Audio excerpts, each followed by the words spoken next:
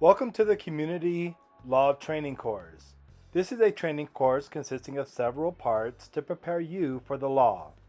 The first module we discuss the basics of legal research. This is the first of 7 modules. In this section, we are going to cover what is necessary to determine the law that applies in your case. We cover primary versus secondary sources, mandatory versus persuasive sources, and Iraq. Here is some more general information on this module. Module 1 covers legal research. In this overview, we're going to discuss the objectives of the module, primary versus secondary sources, mandatory versus persuasive sources, Iraq, as well as application. The objectives of this module are the following. 1, that you understand which law applies in your case and why. 2, that you know what laws to argue if your jurisdiction has not handled a case like yours. 3, you'd be able to perform Iraq analysis on any set of facts. Primary versus secondary sources. Primary sources are the equal or upper levels of authority in the jurisdiction where your case is from where you currently are.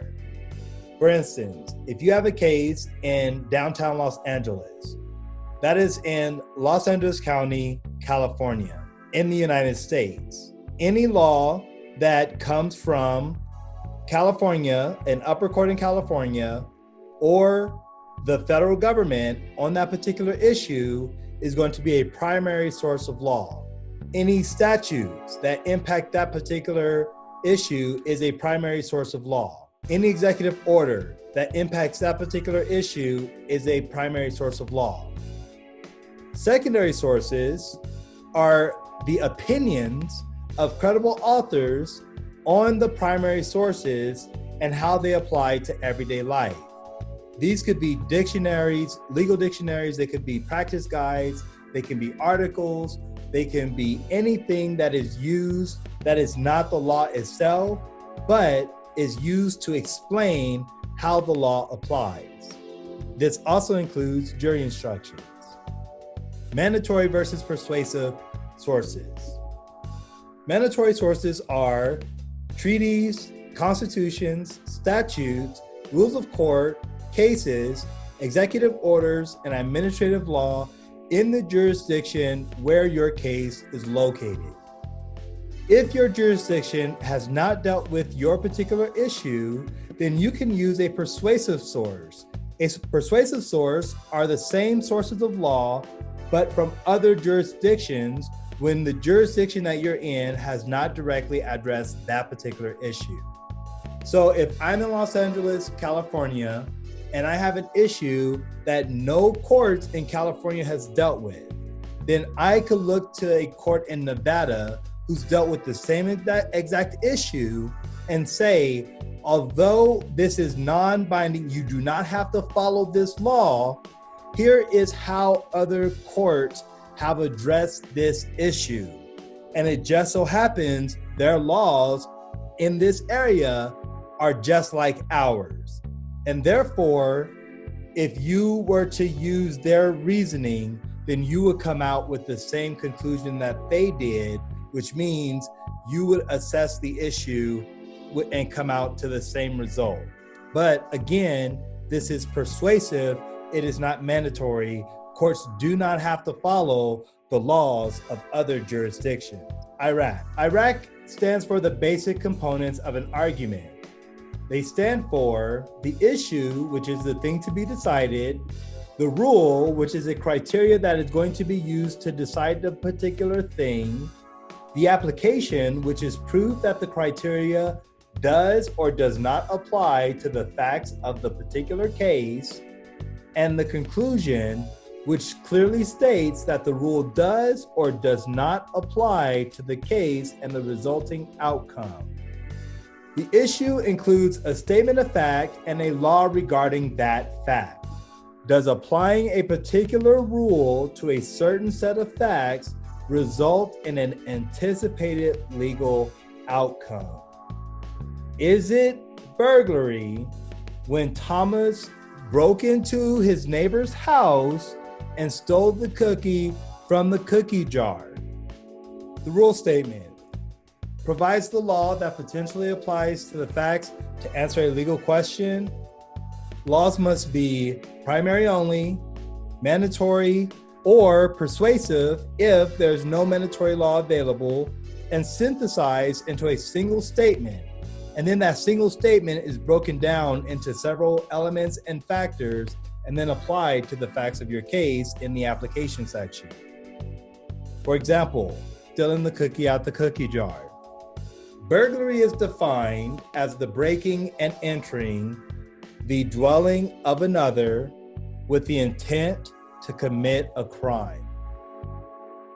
The issue was, did Thomas commit burglary when he broke into his neighbor's home to steal the cookie from the cookie jar? And again, the rule statement is, burglary is the breaking and entering the dwelling of another with the intent to commit a crime. Application. Apply the rule statements to the complete and total facts of your case. Use headings and subheadings to show elements, factors, and definitions. Include facts that apply to both sides of the case should result in the following analysis. X facts equals Y legal definition. Y legal definition equals Z legal outcome. X facts does or does not equal Z legal outcome. Let's go back to our example. Issue. Did Thomas commit burglary when he broke into his neighbor's home and stole a cookie from the cookie jar? Rule. Burglary is the breaking and entering the dwelling of another with the intent to commit a crime. First heading, breaking and entering. Breaking is defined as the crossing a threshold to enter into a new structure. Entering means passing that threshold to actually go into the structure. In this particular case, we're told that Thomas broke into his neighbor's home, which means he crossed an entrance. He entered in order to make his way to the cookie jar, which he in fact did, which means the breaking and entering element is met.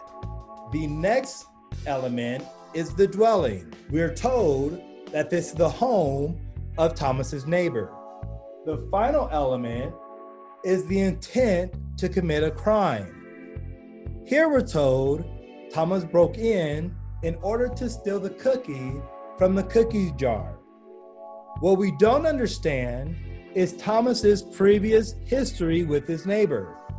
Does Thomas have permission to enter into his neighbor's home? Is Thomas always allowed to break in and steal cookies from the cookie jar?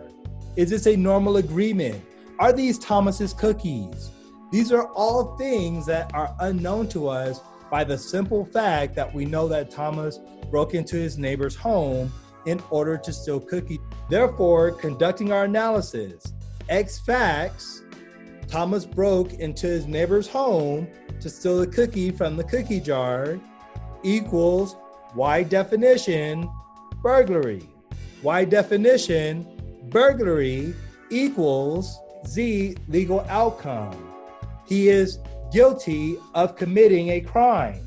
X facts, Thomas breaking into his neighbor's home to steal a cookie does or does not equal the Z legal outcome of breaking the law. And in this case, he might or might not have broken the law based on whether or not Thomas had permission to enter his neighbor's home. Conclusion is a very clear statement about what the outcome is and why. Thomas is guilty of committing burglary because he broke into his neighbor's home in order to steal a cookie that he did not have permission to take. Or Thomas is not guilty of burglary because when he broke into his neighbor's home to take a cookie he had permission and therefore had no intent to commit a crime. So if we're putting this together, then what we want to look at is the total package. What are the relevant facts? What is the applicable law? And then we break that down into an issue. We break our rules from the applicable law into a single statement. We break that single statement into multiple elements and headings, and then we put the facts that apply from the relevant fact section into the paragraphs that match the headings that match the law, the elements of the law. And then we come out with a clear conclusion that states how the law applies and what the outcome is.